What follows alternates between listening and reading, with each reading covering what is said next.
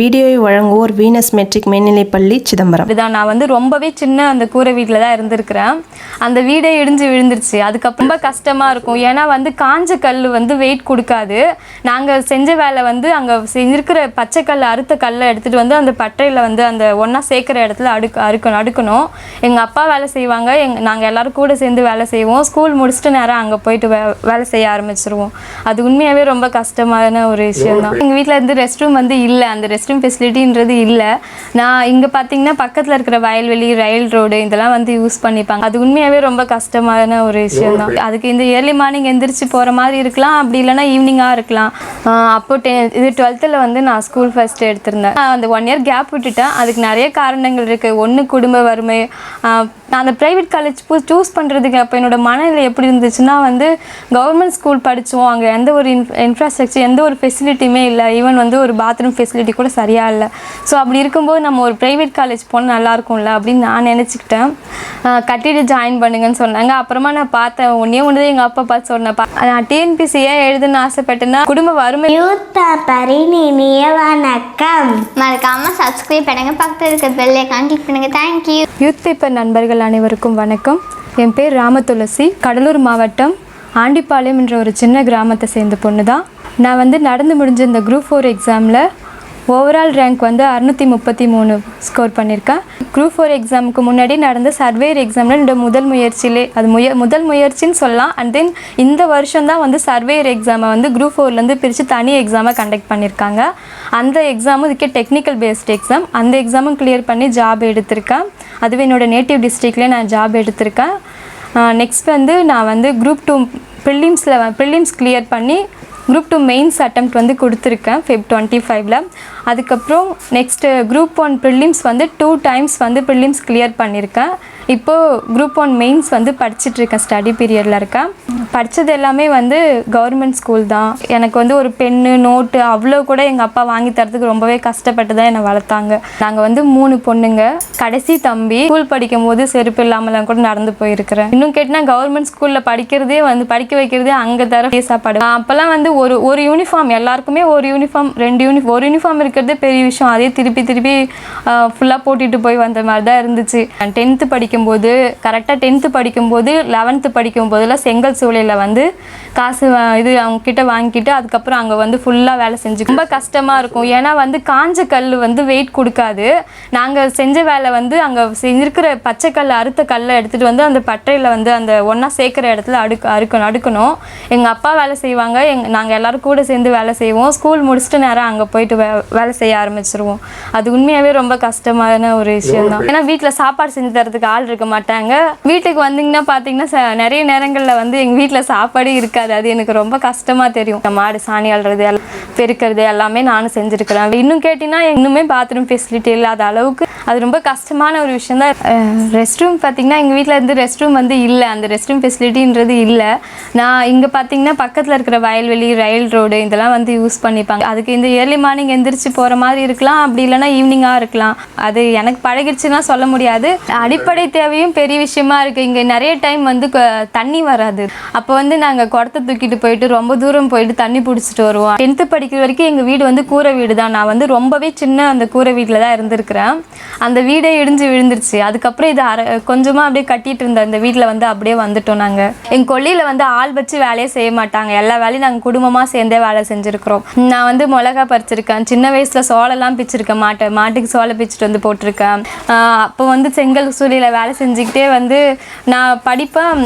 அப்போ வந்து ரொம்ப விளையாட்டுத்தனமாக தான் இருந்தேன். ஏன்னா எனக்கே அடையாளம் தெரியல. அப்போது நானே வந்து என்னை கண்டுக்கல, நான் யாருன்னு கண்டுக்கல.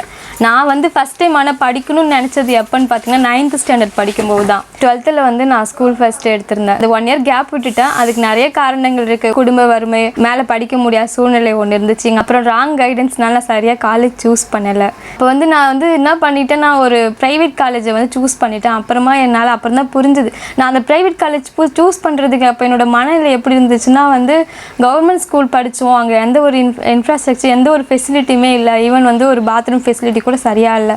ஸோ அப்படி இருக்கும்போது நம்ம ஒரு ப்ரைவேட் காலேஜ் போனால் நல்லாயிருக்கும் இருக்கும்ல அப்படின்னு நான் நினச்சிக்கிட்டேன். நான் வந்து சென்னைக்கு போனேன், சூஸ் பண்ணேன், தப்பாயிட்டு அப்புறம் அதை சரி பண்ண நிறைய நான் ட்ரை பண்ண அலைஞ்சிட்டு இருந்தேன். ஆனால் அது எனக்கு முடியல. எனக்கு நீ ஒன்று எங்கள் அப்பா பார்த்து சொன்னேன், பரவாயில்லப்பா இந்த ஒரு வருஷம் தானே. ஈவன் அந்த ஜவுளி ஸ்டோரில் அப்புறம் அந்த ஜவுளி ஸ்டோரில் வேலை செய்து ரொம்பவே கஷ்டமாக இருந்துச்சு. ஏன்னா வந்து காலையில் 9லேருந்து நைட்டு 9 மணி வரைக்கும் 12 hours ஒர்க்கு. உட்காரவே கூடாது, கம்ப்ளீட்டாக நின்றுக்கிட்டே இருக்கணும், உட்காரவே கூடாது. அது ரொம்பவே கஷ்டமாக இருந்துச்சு. வீட்டுக்கு வரும்போது என்னால் நிஜமாக நிற்கவே முடியாது. நான் வீட்டுக்கு வந்து தூங்கணும் தான் ஃபஸ்ட்டு நினைப்பேன், சாப்பிட்ணும்னு நினச்சது கிடையாது. சார் ஃபஸ்ட்டு தூங்கிடலாம் அப்படின்னு நினைப்பேன். அது ரொம்ப கஷ்டமாக இருக்கும். தூங்கி எந்திரிக்கிறோன்னு தெரியும், ஆனால் அவ்வளோ அதுங்காட்டி விடிஞ்சிருச்சா அப்படின்னு தோணும். அப்புறம் அங்கேருந்து குவிட் பண்ணிவிட்டு அப்புறம் என்ன நினச்சேன், எங்கள் ஊரில் ஒரு அக்கா வந்து இங்கே பண்ருட்டிலே வந்து ஒரு சார் வந்து ஃப்ரீயாக சொல்லி கொடுக்குறாங்க, டிஎன்பிஎஸ்சி எக்ஸாமுக்கு சொல்லி கொடுக்குறாங்க. அப்படி அந்த வார்த்தை நான் அப்போ தான் கேள்விப்பட்டேன். நான் என்னால் வீட்டில் இருக்க முடியல. சார் வந்து ஒர்க் பண்ணிகிட்டு இருந்தாங்க. 7 to 9 கிளாஸ் டைமு, பண்ருட்டியில் கிளாஸு. ஜெகன் சார், ஜெகநாதன் இல்லை சார், அவர் வந்து கொரோனாவில் பாஸ் அவுட். ஆனால் அவர் இருக்கும்போது அங்கே நிறைய கூட்டங்கள் இருந்துச்சு ஃப்ரீயாக படிக்கிறப்போ. அவர் வந்து ஃப்ரீயாகவே அவர் வீட்டில் சொல்லி கொடுத்துட்டு இருந்தாங்க. டிஎன்பிஎஸ்சிக்கு ஒரு ஐடியா வந்துச்சு, காலேஜ்லாம் எடுத்துகிட்டு சூஸ் பண்ணிட்டு ஜாயின் பண்ணிட்டேன். ஃபீஸ் கட்டுறப்பெல்லாம் வந்து கஷ்டமாக இருந்துச்சு. சிவில் இன்ஜினியரிங்கில் தமிழ் மீடியம் இருக்குது, தமிழ் மீடியம் எடுத்து படித்தேன். டிகிரி பிஎஸ்டிஎம் மாதிரி எங்களுக்கு ப்ரொஃபஷனல் டிகிரி பிஎஸ்டிஎம்மாக அது கைட் பண்ணுது. படிக்கும்போதே வந்து 2018 ஒரு அட்டெம்ப்ட் Group 4 அட்டெம்ப்ட் கொடுத்துருந்தேன். 2019 ஒரு Group 4 அட்டெம்ப்ட் கொடுத்துருந்தேன். அது ரெண்டுமே பார்த்திங்கன்னா நான் ஷார்ட் லிஸ்ட்டில் வந்தேன். கோச்சிங் இல்லை, அனுபவம் வேணும்னு எழுதினேன். நான் டிஎன்பிஎஸ்சி ஏன் எழுதுன்னு ஆசைப்பட்டேன்னா குடும்ப வறுமை. நான் அப்போது 2019 முடிச்சுட்டு வந்தப்போ நான் என்ன ஒரு எப்பயுமே வந்து என் ஃப்ரெண்ட்ஸில் பாதி பேர் வந்து ஒரு ப்ரைவேட் இன்ஸ்டியூட் வந்து சிவில் இன்ஜினியரிங் சைட் போய் சேர்ந்தாங்க. அப்போ வந்து எனக்கு தோணுச்சு நம்மளும் சிவில் இன்ஜினியரிங் சைட் போகலாம் அப்படின்னு தோணப்போ அங்கே வந்து ஃபீஸ் ரொம்பவே அதிகமாக இருந்துச்சு, 50K அப்படி சொல்லியிருந்தாங்க. ஏஇ படிக்கிறதுக்கு, அசிஸ்டன்ட் இன்ஜினியரிங் படிக்கிறதுக்காக சேர்ந்தாங்க. ஸோ அப்போ நமக்கு பக்கத்தில் என்ன இருக்குதுன்னு பார்க்கலாம், நம்ம இதை ஃபஸ்ட்டு ட்ரை பண்ணலாம் அப்படின்னும் போது தான் இங்கே வந்து நான் இங்கே டிஸ்ட்ரிக்ட் லைப்ரரியில் ஃப்ரீ கோச்சிங் கடலூர் டிஸ்ட்ரிக்ட் லைப்ரரியில் கொடுத்துட்டு இருந்தாங்க டிஎன்பிஎஸ்சி எக்ஸாம்ஸ்க்கு. அப்போ வந்து Group 4 எக்ஸாம் வந்துருந்துச்சு, அதுக்காக கொடுத்துட்டு இருந்தாங்க. எனக்கு அந்த அட்டம் லாஸ்ட்டில் கூட ஷார்ட் லிஸ்ட் வரும்போது கூட கிட்டத்தில் வரும்போது தான் போச்சு. நான் வந்து தோக்க வேண்டிய காலம் வந்து ரொம்ப சீக்கிரமாகவே தோத்துட்டேன். அதாவது எப்படி சொல்கிறேன்னு வச்சுக்கோங்களேன், படிக்கும்போதே நான் தோத்துட்டேன். அந்த தோல்வி வந்து எனக்கு புதுசும் இல்லை, பழகியும் போச்சு. ராஜசேகரன் சாரே வந்து கூப்பிட்டு எல்லாரையுமே வந்து படிக்க வச்சாங்க. அப்போ வந்து அந்த இன்ஸ்டியூட் வந்து ஃப்ரீ இன்ஸ்டியூட்ன்றனால அந்த ஒரு எக்ஸாம் டைமில் மட்டும்தான் வந்து அதிகமாக சொல்லி தருவாங்க. அந்த டைம் வந்து எக்ஸாம் இல்லை, நெக்ஸ்ட் எக்ஸாம் இல்லைன்றனால சாரே வந்து கூப்பிட்டு தனியாக வந்து ஒரு இடத்த இது ரெண்ட்டுக்கு எடுத்து எங்களுக்கு எல்லாருக்குமே சொல்லி கொடுத்தாங்க. ஃபஸ்ட்டு ஒரு 2 மாதம் என்னமே நான் கொடுக்க கஷ்டப்பட்டு ட்ரை பண்ணி கொடுத்தேன். அதுக்கப்புறமா ராஜசேகரன் சார் வந்து எங்கிட்ட ஃபீஸே வாங்க வேணான்னு சொல்லிட்டாங்க. எனக்கு எங்கள் வீட்டில் எங்கள் பஸ்ஸுக்கு காசு கொடுத்து அனுப்புறதே வந்து பெரிய விஷயமா இருக்கும். அங்கேயே தான் வந்து படித்தோம். அப்போ பார்த்திங்கன்னா கொஞ்சம் டேஸ்லேயே வந்து மறுபடியும் கொரோனா, அது எல்லாருக்கும் வந்த ஒரு இஷ்யூ, மேஜர் இஷ்யூ. அதுக்கப்புறம் கொரோனாவால் நின்னதுக்கப்புறமும் நாங்கள் படிக்கிறது வந்து நிறுத்தவே கிடையாது. அந்த ஒரு வருஷம் வந்து இல்லைனாலும் நான் தொடர்ந்து உட்காந்து படிச்சுக்கிட்டே தான் இருந்தேன். 2020 வந்து ஒரு Group 1 ப்ரிலிம்ஸ் வந்துச்சு. நான் அந்த ப்ரிலிம்ஸும் வந்து எழுதி கிளியர் பண்ணியிருந்தேன். ஃபஸ்ட் டைம் நான் வந்து டிகிரி வச்சு எழுதின ஃபஸ்ட் எக்ஸாமு. அந்த ஃபஸ்ட் எக்ஸாம்லேயே நான் வந்து Group 1 ப்ரிலிம்ஸ் வந்து கிளியர் பண்ணியிருந்தேன். நெக்ஸ்ட்டு வந்து நான் Group 1 மெயின்ஸுக்கு வந்து சரியான ப்ராக்டிஸ் எடுத்துக்காதனால நான் வந்து Group 1 மெயின்ஸ் வந்து 353 மார்க்ஸ் எடுத்திருந்தேன். நான் அந்த அட்டெம்ப்ட் வந்து கிளியர் பண்ணலை. நெக்ஸ்ட்டு வந்து நான் நிறைய அந்த ஒரு வருஷம் ஃபுல்லாக எக்ஸாமே இல்லாமல் போச்சு. இப்போவுமே எங்கள் வீட்டில் இப்போ வரைக்குமே வந்து டிவி கிடையாது. நான் 10th தானே புயல் வந்தப்போ அது வீணாக போச்சு. அதுலேருந்து இப்போ வரைக்கும் எங்கள் வீட்டில் டிவி கிடையாது. ஸோ எனக்கு டிஸ்ட்ராக்ஷன் வந்து நான் காலேஜ் முடிக்கிற வரைக்கும் என்கிட்ட ஃபோன் கிடையாது. ஸோ எது நம்ம இல்லையோ அதை நம்ம ப்ளஸ்ஸாக தான் பார்க்கணும்னு நான் நினைக்கிறேன். இப்போது என்கிட்ட ஃபோன் கிடையாது, நான் இருந்திருந்தால் படிச்சிருப்பேன்னு எனக்கு தெரியாது. அப்புறமா தான் ஒரு ஜியோ ஃபோன் எனக்கு கிடச்சிது. அதில் வீடியோஸ் எல்லாமே பார்க்கலாம். யூத் பேப்பர் வந்து நான் வந்து லாஸ்ட் இயர் தான் சார் யூத் பேப்பர் வந்து பார்க்க ஆரம்பித்தேன். அதுவும் அதிகமாக பார்க்க ஆரம்பிச்சது Group 1 ஆஃபீஸர்ஸோட வீடியோஸ் வந்து பார்த்தேன்.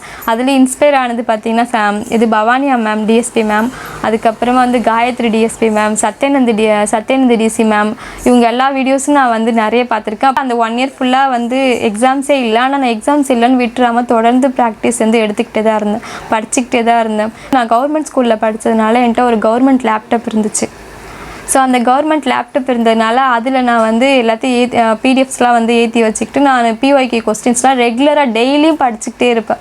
டெய்லி பார்த்துட்டே இருந்து அதில் தெரியாத கொஸ்டின்லாம் நோட்டில் வந்து எழுதி வச்சுட்ருப்பேன். நோட்டில் அதுவே பார்த்திங்கன்னா ஒரு 2 நோட் ஃபுல்லாக எழுதி வச்சுருந்தேன். அப்புறம் பார்த்திங்கன்னா வந்து வரிசை எக்ஸாம்ஸ் எல்லாம் வர ஆரம்பிச்சிது. குரூப் 2 ப்ரிலிம்ஸில் வந்து நான் வந்து 171 கொஸ்டின்ஸ் போட்டிருந்தேன். குரூப் 2 ப்ரிலிம்ஸ் முடித்த உடனே பார்த்திங்கன்னா அடுத்து வந்து குரூப் 4 வந்துச்சு. நான் குரூப் 2 மெயின்ஸ் வந்து உடனே ஸ்டார்ட் பண்ணலை. ஏன்னா எனக்கு தெரியும் எப்படி பார்த்தாலும் ரிசல்ட் வரணும், டைம் இருக்குது, நம்ம படிச்சிக்கலாம் அப்படின்னு சொல்லிட்டு நெக்ஸ்ட் இருக்கிற உடனே குரூப் 4 தான் சூஸ் பண்ணேன். நமக்கு வந்து டக்குன்னு ஒரு வேலை வேணும். நான் அஃபிஷியல் கீ செக் பண்ணும்போது குரூப் 4 செக் பண்ணும்போது 171 கொஸ்டின் வந்துருந்துச்சு. நெக்ஸ்ட்டும் வந்து குரூப் 2 மெயின்ஸ் நான் படிக்க ஸ்டார்ட் பண்ணல, குரூப் 1 ப்ரிலிம்ஸு. ஆனால் எனக்கு அப்போயே தெரியும் நான் கிளியர் பண்ணுவேன்னு சொல்லிட்டு. ஏன்னா நான் வந்து அஃபிஷியல் கீ செக் பண்ணும்போது 136 கொஸ்டின் போட்டிருந்தேன். ஈவன் எனக்கு வித் பிஎஸ்டிஎம் வேறு இருக்குன்றனால எனக்கு அப்போயே தெரியும் கிளியர் பண்ணுவேன்னு சொல்லிட்டு. ஆனால் அதுக்கு இடையிலே பார்த்திங்கன்னா வந்து எவ்வளோ இஓ எக்ஸாம்ஸ், அதாவது executive officer grade 3 grade 4 Hindu religious exam அது ரெண்டுமே எழுதியிருக்கேன். இஓ எக்ஸாம்ஸ் எழுதியிருக்கேன். அதுக்கப்புறம் வந்து அந்த குரூப் 3 எக்ஸாம் எழுதியிருக்கேன். நான் பண்ணாத ஒரு விஷயம் என்னென்னா வச்சுக்கோங்களேன், நான் சிவில் இன்ஜினியரிங் சைடு எக்ஸாம்ஸ் வந்து ட்ரை பண்ணாது தான். நெக்ஸ்ட்டு வந்து ஆர்ஐ எக்ஸாம் ரோடு இன்ஸ்பெக்டர் எக்ஸாமும் கொடுத்துருந்தேன். அப்புறம் ஜேடிஓ எக்ஸாமும் வந்து ரீசெண்டாக வந்து கொடுத்துருந்தேன். ஜேடிஓனா வந்து அது civil engineering based technical exam.